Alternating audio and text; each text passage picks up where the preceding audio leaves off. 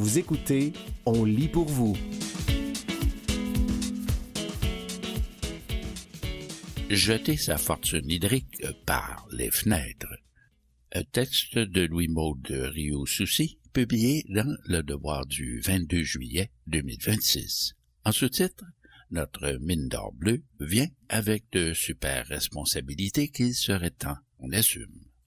Dans un monde passé en faillite hydrique persistante, selon la formule du plus récent rapport de l'Institut pour l'eau, l'environnement et la santé de l'Université des Nations Unies, le Québec fait figure d'oasis. Il est vrai qu'avec 3% des réserves en eau douce renouvelable de la planète, nous sommes assis sur une mine d'or bleu. Cette superpuissance vient toutefois avec de super responsabilités qu'il serait grand temps qu'on assume. Le Devoir publiait ce week-end dans son cahier Perspective une radiographie de notre rapport compliqué à notre or bleu. On s'y découvrait privilégié parmi les privilégiés et champion olympique de la piscine privée, mais aussi incorrigiblement dépensier et indécrotablement gaspilleur. Cette combinaison n'est pas à la hauteur de la richesse dont nous sommes les choyés dépositaires. Depuis 2009, le caractère collectif de nos ressources en eau est pourtant affirmé noir sur blanc dans une loi qui fait de l'État le gardien légitime de ce patrimoine commun au bénéfice des générations présentes et futures. Mais quand ça ruisselle de partout, on a tendance à voir le verre perpétuellement plein et à trinquer sans penser au lendemain. Le problème est tout à la fois individuel et collectif. Nous consommons au Québec 50% plus d'eau que le citoyen moyen du reste du Canada, lui-même pourtant placé très haut au panthéon des champions de la soif. Quant aux fuites, elles sont légion et, pour certaines, massives, résultat de décennies de négligence. On en trouve aux quatre coins du territoire, de Sainte-Thérèse à Chapais en passant par Chibougamau ou Sainte-Sophie de Lévrard. C'est le cas aussi dans la métropole qui n'arrive pas à se débarrasser de l'étiquette de cranque de la retenue hydrique qui lui colle au tuyau.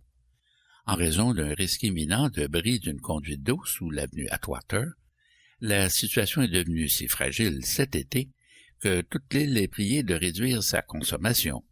Vous l'ignoriez? Vous n'êtes pas les seuls. Le sentiment d'urgence, s'il existe, n'a qu'un petit filet de bois. Dans certaines municipalités, toutefois, le vernis a commencé à craquer.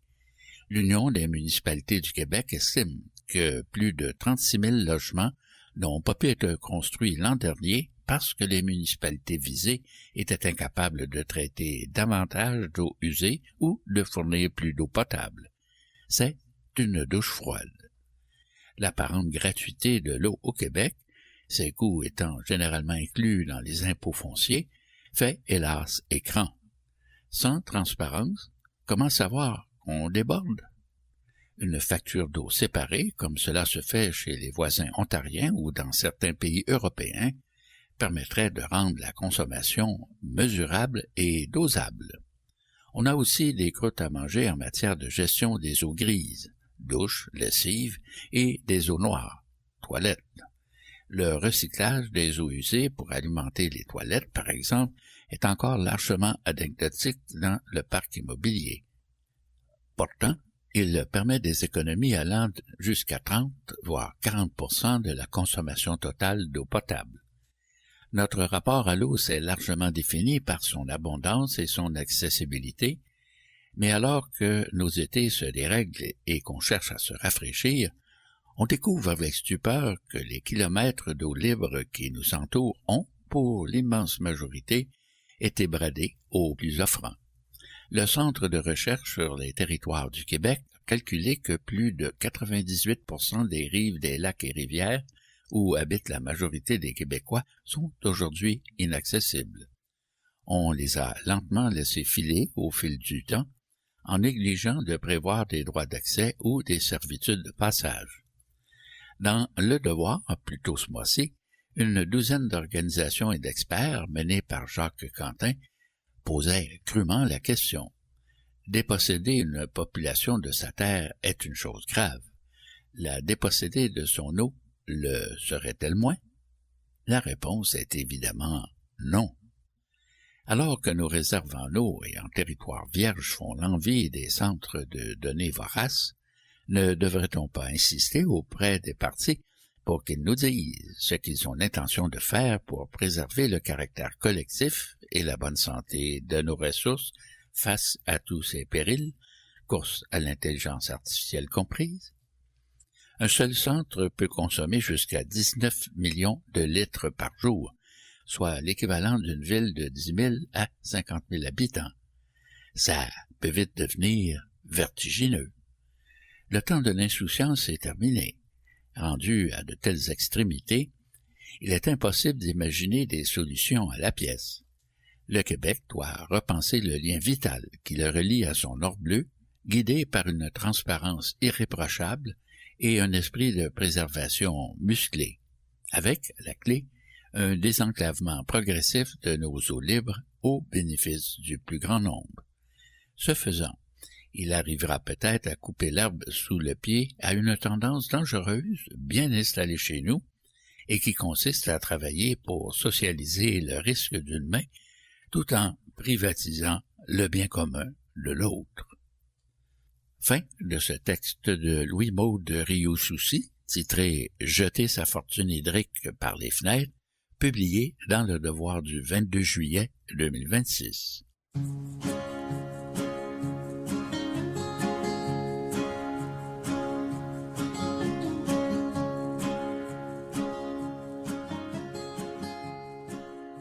Une majorité de Canadiens ignore toujours le blocage des nouvelles par Meta, un texte de Léonard Smith, paru le 15 juillet 2026 dans Le Devoir.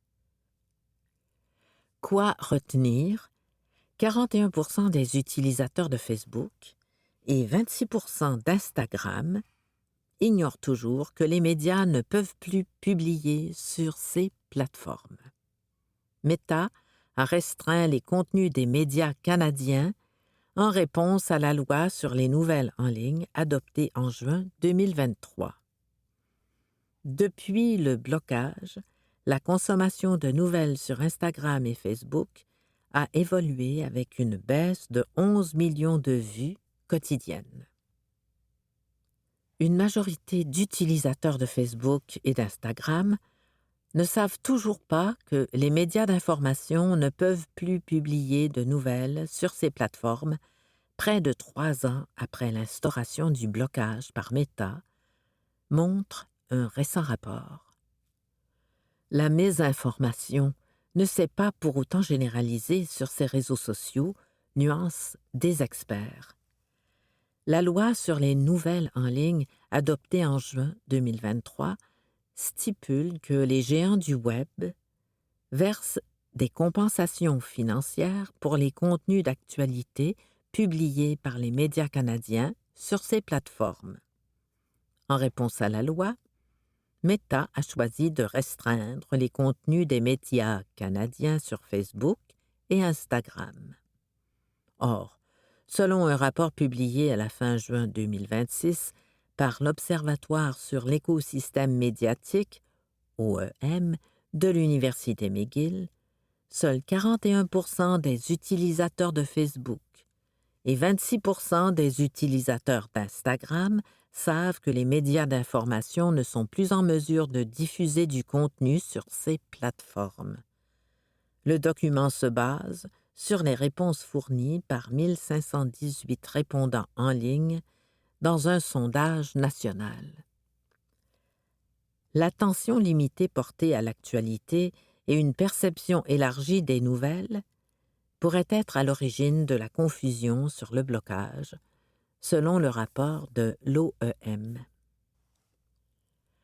En pratique, la mise en œuvre du blocage par Meta a été inégale, explique au Devoir Angus Bridgman, directeur de l'OEM et professeur adjoint à l'École de politique publique Max Bell de l'Université McGill. Certains médias, par exemple ceux liés à l'actualité sportive, n'ont pas été ciblés par Meta et demeurent accessibles sur ces plateformes. D'autres médias, ont enfin adopté des stratégies de contournement, comme la création de nouveaux comptes. Chez les utilisateurs, des messages privés et des captures d'écran d'articles permettent toujours la circulation informelle des contenus d'actualité, ce qui pourrait aussi expliquer la méconnaissance du blocage par plusieurs Canadiens, indique le rapport de l'OEM. Un déclin du niveau d'information?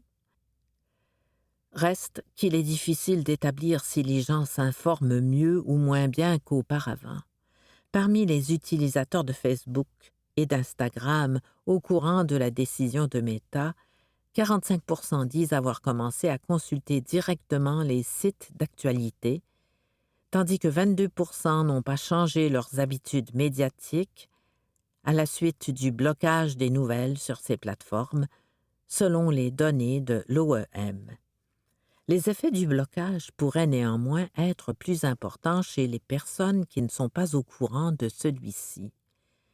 Les fils d'actualité de Facebook et d'Instagram pouvaient constituer auparavant des voies d'accès à l'information pour des individus qui ne la cherchaient pas activement, estime Alexandre Coutan, professeur au département de communication sociale et publique de l'UQAM.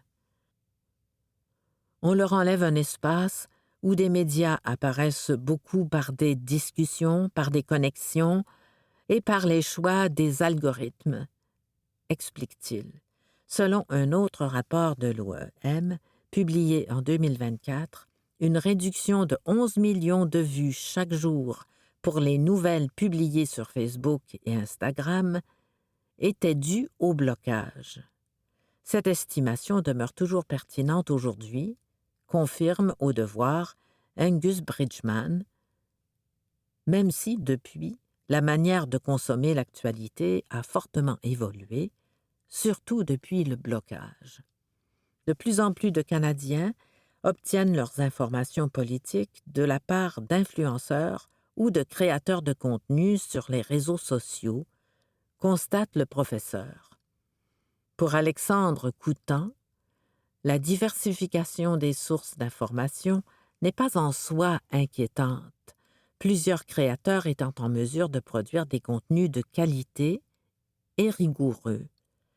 L'analyse ne doit toutefois pas se substituer, selon lui, à la matière première factuelle et au travail de documentation fourni par les médias traditionnels, dont les contenus sont dorénavant moins accessibles sur les plateformes de Meta. Une information moins sourcée, dont les barrières de vérification sont plus faibles, pourrait alors gagner du terrain sur ces plateformes, observe Angus Bridgman. Ce n'est pas nécessairement de la mésinformation, mais ce n'est pas non plus une réalité riche et sourcée avec plusieurs références, dit-il à propos des contenus qui ont comblé l'espace autrefois occupé par les médias traditionnels. C'était « Une majorité de Canadiens ignore toujours le blocage des nouvelles par Meta », un texte de Léonard Smith, paru le 15 juillet 2026 dans Le Devoir.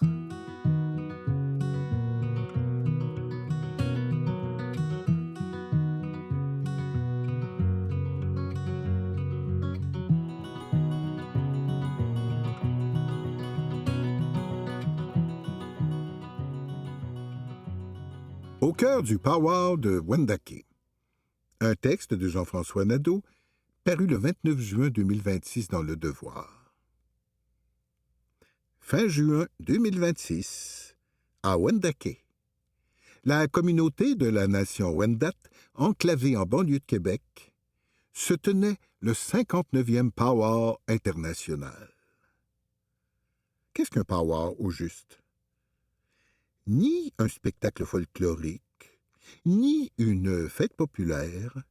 Le powwow est d'abord l'occasion pour les Premières Nations de socialiser dans un rapport de fraternité à la fois culturel et spirituel. Ce sont les danseurs qui suscitent le plus d'attention. ils ne portent pas des costumes, mais bien des regalia, soit des ensembles de vêtements, d'ornements et d'objets complexes confectionnés spécialement pour leurs porteurs.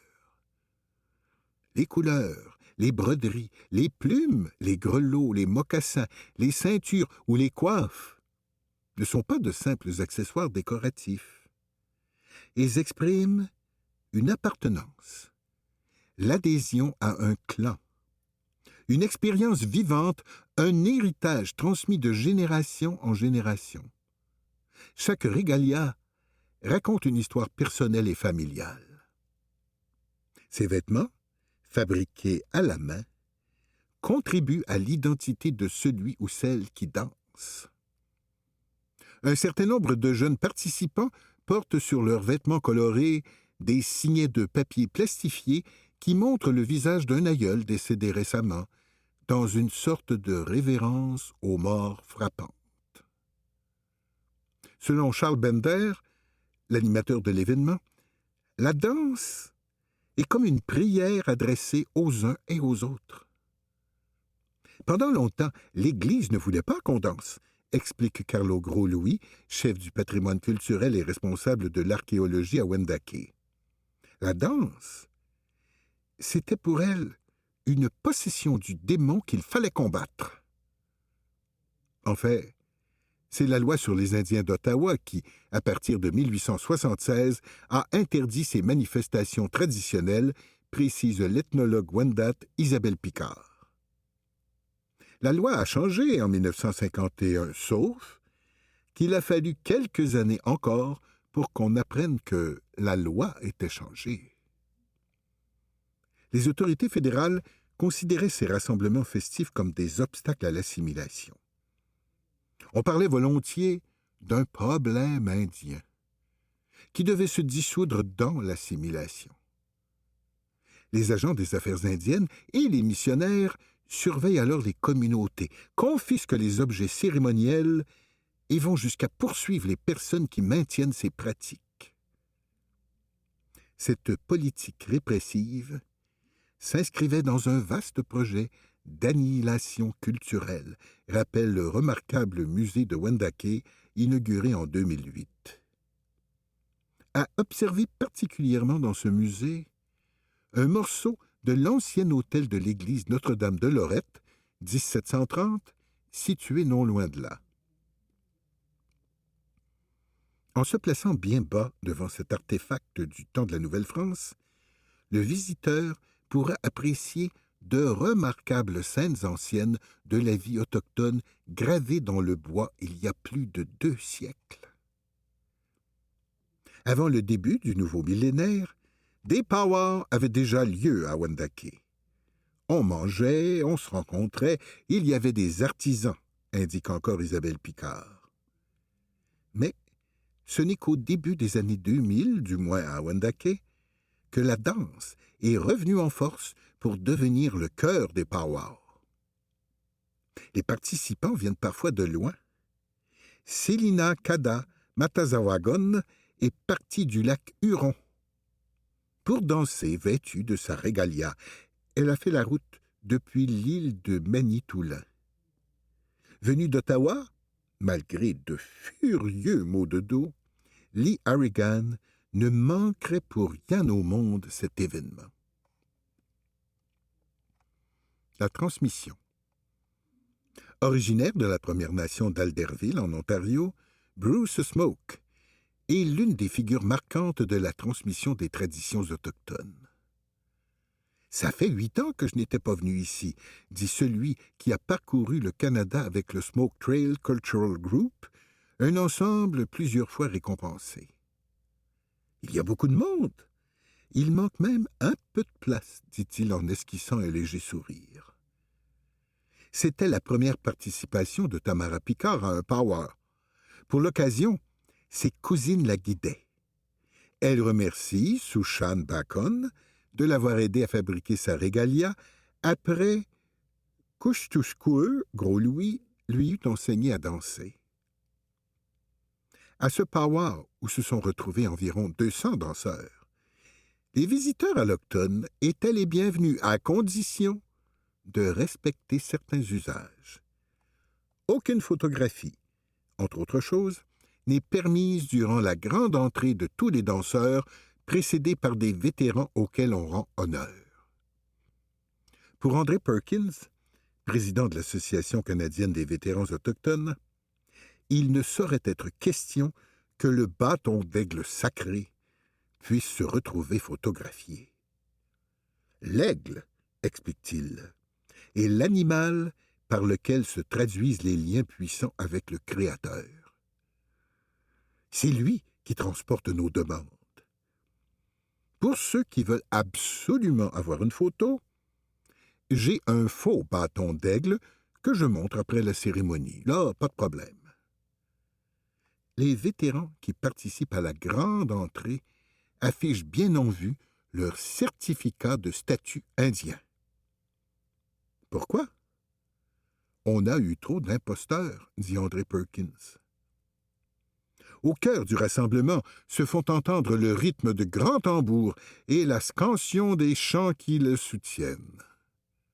Les danses en concours se succèdent selon différentes catégories. Traditionnelle, grass, jingle dress et smoke dance. Chacune possède son histoire, sa cadence, sa signification. C'était Au cœur du powwow de Wendake, un texte de Jean-François Nadeau, paru le 29 juin 2026 dans Le Devoir.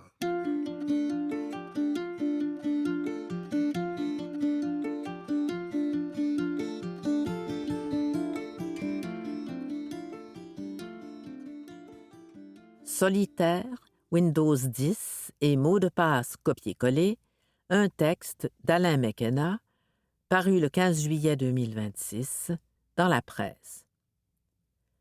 Craig Chatfield, un lecteur, demande « J'ai le jeu Solitaire sur mon téléphone qui vient avec son lot de publicités, dont celle de produits et d'entreprises du Québec, y compris des banques. Comment et pourquoi est-ce le cas? La présence d'enseignes locales dans un jeu de solitaire ne veut pas dire qu'il y a un partenariat direct entre le créateur de l'application et les annonceurs québécois. C'est causé par la mécanique automatisée de la publicité numérique gérée par les algorithmes des réseaux publicitaires. Le développeur du jeu vend probablement les espaces vides dans son application aux plateformes publicitaires d'Apple, de Google ou de Meta. De leur côté, les banques et les entreprises achètent un nombre d'affichages de leur publicité en ciblant une clientèle précise, par exemple les résidents du Québec. L'algorithme fait le pont instantanément entre votre emplacement géographique et une publicité locale, comme celle de Desjardins ou d'un commerce local, plutôt que celle d'une banque européenne. Les grandes institutions possèdent des critères stricts pour protéger leur image de marque et vont interdire la diffusion de leur logo sur certaines plateformes, comme celles qui affichent du contenu violent, haineux ou pornographique. Un simple jeu de solitaire représente toutefois un environnement neutre, sûr et familial pour une banque. L'entreprise accepte donc de laisser les algorithmes choisir l'application finale, pourvu que le joueur au bout de l'écran corresponde au profil recherché. Christine Venn, une lectrice, demande « Mon PC fonctionne présentement sur Windows 10. Devrais-je le faire migrer vers Windows 11 ?» La fin du soutien officiel de Windows 10 remonte à l'automne 2025. Depuis, Microsoft ne déploie plus de correctifs de sécurité gratuits pour ce système. Utiliser un ordinateur sans protection branchée à l'Internet expose vos données personnelles aux aléas du Web. Migrer vers Windows 11 n'est pas une simple option esthétique, c'est une nécessité pour renforcer la sécurité de votre PC. Bonne nouvelle pour votre portefeuille, cette transition demeure gratuite si vous possédez déjà une licence valide de Windows 10. La méthode la plus simple pour sauter le pas requiert une visite dans vos réglages. Ouvrez les paramètres de votre PC, puis sélectionnez l'option « Mise à jour et sécurité » et vérifiez les mises à jour disponibles. Si les composants physiques de votre machine respectent les critères de Microsoft, une grande bannière vous invitera à télécharger et installer Windows 11 en un seul clic. Si votre ordinateur a un processeur trop vieux, des outils logiciels gratuits, comme le créateur de disques de démarrage Rufus, permettent de contourner les blocages techniques et d'installer le nouveau système sans débourser un sou. Sauvegardez simplement vos fichiers importants avant de démarrer la manœuvre.